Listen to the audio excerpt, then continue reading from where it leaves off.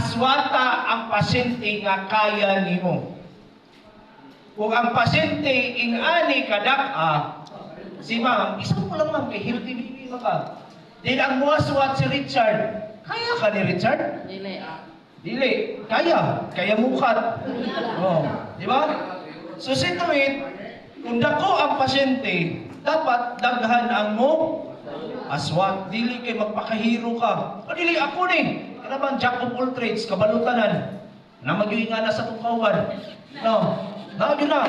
Sa usa ka grupo, nag-iisang palho yun. Naipalho, jack of all trades. Yun na. Dapat, kung gamay, kaya sa isa, basta kay dakong lawas. Pero dako, naging buang og lawas ang pasyente. Dapat, kamutanan nga tanod, mo'y mo, aswat. Dili kay, ikaw ra kay, ako rin na train, dili na pwede. Ikadua, bend your body and knees and hips.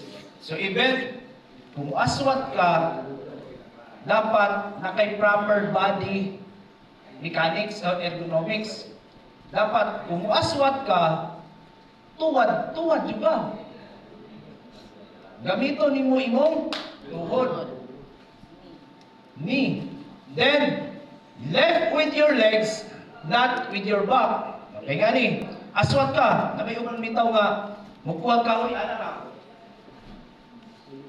Pagkuman, ana na yun. Diba? Imo yung gamito nimo, tuhod. Legs nimo, kuha.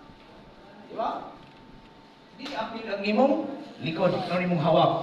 Then, walk carefully using short steps. Ginagmay lang.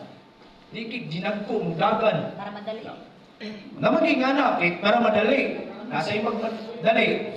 Mouse mode. Kamo na yung talan, di ba? Then, when possible, move forward. So, ang buhaton, kung mag-aswat ng lawas pasyente, always lang forward.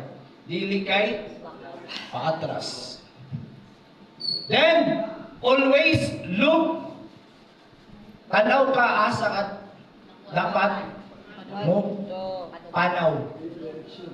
Uy, panaw! Lahi minang, anong panaw? Dili mina. Sa tuwan di ang panaw. Kung na sa laing dapit.